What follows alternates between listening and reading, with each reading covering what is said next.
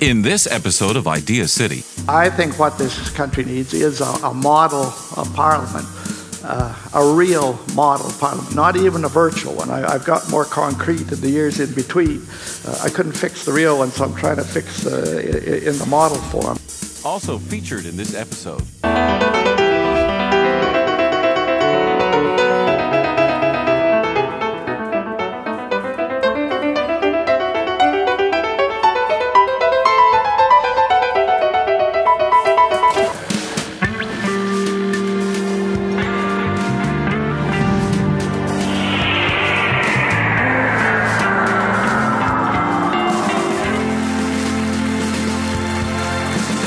Idea City, the smartest people, the biggest ideas.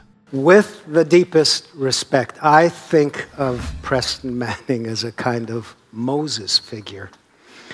By that, I mean that he laid the foundation for a good deal of what transpires in our national politics.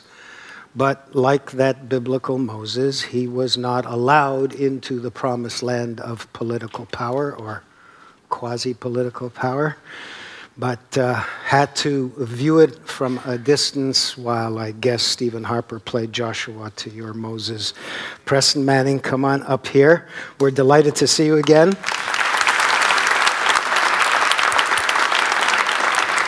Well, thank you very much, Moses.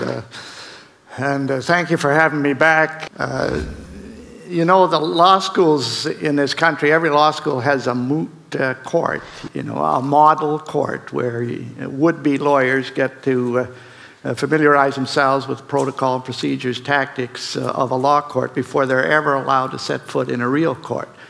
And I think what this country needs is a model of parliament. A real model parliament, not even a virtual one. I've got more concrete in the years in between. I couldn't fix the real one, so I'm trying to fix in the model form. And a real model parliament of Canada where people would be legislators who think they want to sit in a democratic assembly, federal or provincial or municipal, could find out what it is really like to do that and find out before they actually get there or attempt to get there. So what I'm working on, I have this Center for Building Democracy, and one of our long-range dreams or projects is to create a model Parliament of Canada before the year 2017, or Canada's the 150th anniversary of Confederation. What would this model parliament be like? Well, I'd like to see it housed in a historic building, a building that actually looks like a legislature and a parliament, so to get the feel of it. A 60-seat replica of the House of Commons, but incorporating some of the best features from the various provincial legislatures. The central aspect of it would be a chamber, and a chamber where you'd have some flexibility to change the seating arrangements or experiment with other ways of, you know, in our parliament it's the adversarial system, two swords length across, you know, the symbol is a mace, which was a club for hitting people over the head, which is quite appropriate for the House of Commons. And I'd like to see other features as well. I'd like to see this place have a press gallery, a media gallery, maybe close to a journalism school where you could actually bring students in and practice the scrum, the interaction between the politicians and the media, which is such a huge part of our system. I'd like to see it have lobbies and committee rooms where you could actually practice what committee work is like, what is cross-examination of expert witnesses, something that parliamentarians know nothing about and don't even learn once they get there. I'd like to see having constituency days where you put people up against the stream of interests that come from their constituencies. I'd like to see lobby days where people are actually taught how to deal with the lobbyists that are an inevitable part of our system. And in effect, simulate as well as you could the experience of being in a democratic chamber. What would be the main functions of this model parliament? The first, as I've really alluded to, would be educational. I'd like to see a 6 to 8 week program where you put people through everything: parliamentary procedure, protocol, question period preparation, question period response, committee work, legislating, cross-examination, everything that you do in the real parliament, a 6 to 8 week thing. And one of the main benefits of this might be the people you discourage from seeking public office. The number of people that end up in a legislature, end up in a parliament, said, if I knew it was anything like this, I would never have come here. But they find out after they got there, like better to find out before. So the educational function would be extremely important. The second would be as a laboratory for experimentation. Like you sometimes wonder, there's all these criticisms of our legislatures and our parliament. Why don't they innovate? Why don't they try and change the seating arrangement of the House of Commons? Why don't they try to change the rules in the question period or the dysfunctionality of the committees? Well, there's two reasons. One is you cannot get all-party agreement, which is what you need for these things. Our House of Commons couldn't get electronic voting. There was an enormous attempt to get it. We can't even get that. The other reason is that if a government tries to experiment with procedural changes or changes in the chamber and it doesn't work, you'll just get pasted and there's just a downside to it. So it never happens. The third function that I see this model parliament performing is also to demonstrate to people that you can raise the level of democratic discourse far higher than it is in any legislature or parliament in this country. Any of you that followed the original debate on the Kyoto Accord know that what happened in our parliament was a disgrace. The science was bad, there was no economics, and there was not even a vote at the end. It was a take-note debate. Anybody that's compared the debate in the British House of Commons on whether Britain should get involved in Iraq versus a debate in our House of Commons versus whether we should be in Afghanistan again, there's no comparison with what happened here. And what I'd like to see is take this model parliament and pick some subject the public is interested in. Maybe our continued role in Afghanistan, maybe how to respond to this economic downturn. Find the 60 best people you could in the country to debate that. I don't mean just experts either. I mean representative people, experts, good communicators, a combination. Give them some time to prepare. I mean, parliamentarians do prepare for question period. I wish they prepared a heck of a lot more for debate. Take some time to prepare. Change the rules of debate so there's tighter speeches and tighter interrogatories, and get a retired Supreme Court judge or somebody to speaker that would just come down like a ton of bricks on personal invective and all the asides that so poison the atmosphere in our parliament. And then put this thing on. Put it on that issue. Put it on for 5 or 6 hours of debate, just the best debate that you could have. Video the thing, boil it down to an hour, and show that on television or on the internet, and let the public vote electronically on the resolution being debated in that parliament. And I think you could show people that there's a quality and a kind of democratic discourse that could occur in those chambers and in the Parliament of Canada. And if you could show people that, they would start to demand something closer to that standard from their elected people. When we come back, democracy is always seeking liberty, more freedom, and she takes ship to the New World. And you could argue that it is in the New World that she found her most enduring home, a statue of a woman holding a torch being erected in her honor at the entrance to New York Harbor. get the latest Idealist news, presenter information, and watch streaming video at www.ideacityonline.com.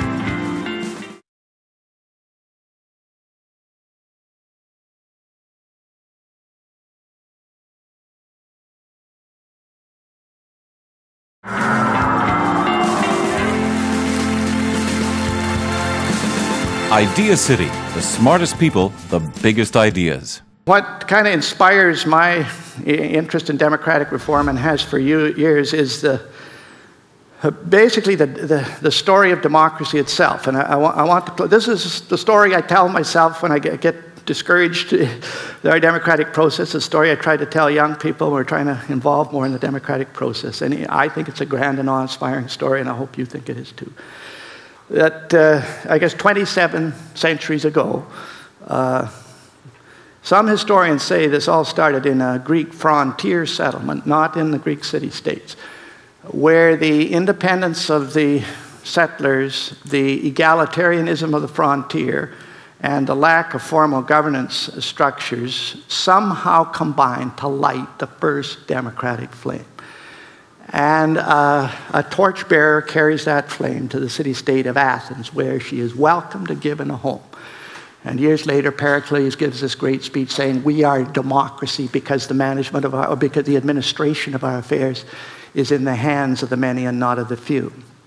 But democracy has her enemies, the traditional enemies of war, tyranny, ideologies of oppression, and the insidious enemies of neglect and indifference. And the friends and defenders of Athenian democracy were eventually defeated in battle. And the bearer of that democratic flame is now a refugee wandering through Europe, friendless and alone. She tries to find a home originally in the Roman Empire, but once again, war and tyranny make her a refugee. She knocks on the door of the church, but the church has embraced theocracy. She knocks on the doors of palaces, but kings and princesses prefer aristocracy to democracy. But in the hearts of ordinary people, common people, she starts to find a home. And wherever anybody stands up for the ordinary rights of ordinary people, particularly the right to govern themselves and the right to be free from oppression, she steps from the shadows and lends the flickering light of her torch. Eventually, the common people of France rise in revolt against autocracy.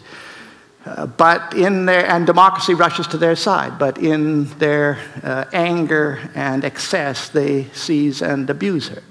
It is in England where she is nurtured more to health and strength in institutions and processes that were slowly conducive to her health and strength. But democracy is always seeking liberty, more freedom, and she takes ship to the New World.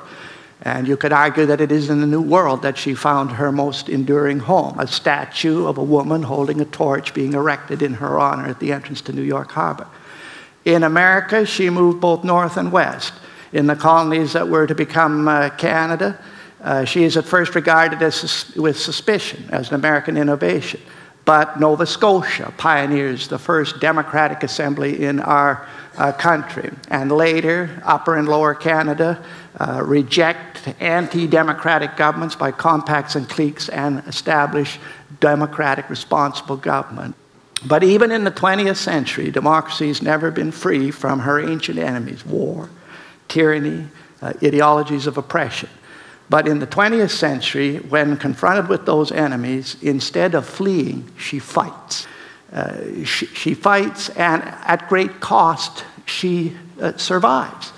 And she wins, in a sense. And she lives to see tyrants brought to trial for crimes against humanity, to dance on the Berlin Wall as it crumbles beneath her feet, to take the hand of Nelson Mandela and lead him from his prison cell into the sunlight of a new day, and to stand beside Barack Obama as he puts his hand on Lincoln's Bible and is sworn in as the first African-American president of the United States.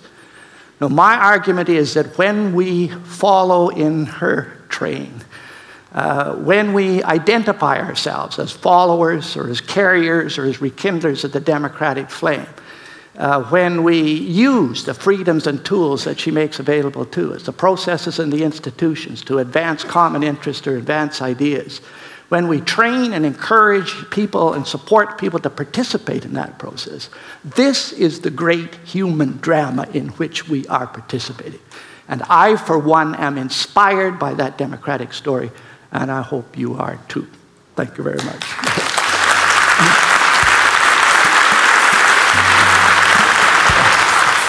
When we come back,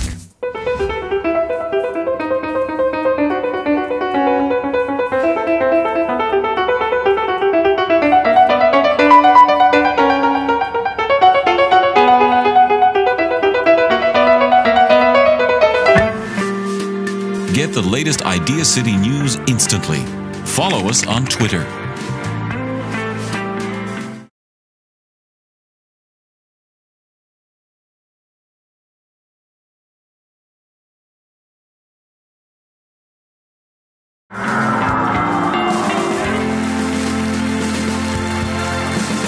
Idea City, the smartest people, the biggest ideas. We're going to bring this cluster of speakers to a close with yet another little hothouse genius. This one is a pianist. It's Marika Bernacki, who she's 18 now, but I actually first ran into her when she was 15, on the cusp of 16. And she had just won the Glenn Gould Prize, and I watched her play, and I've got to tell you, it's as if the ghost of the great master himself had entered into this body. So, if Marika is ready. Yeah.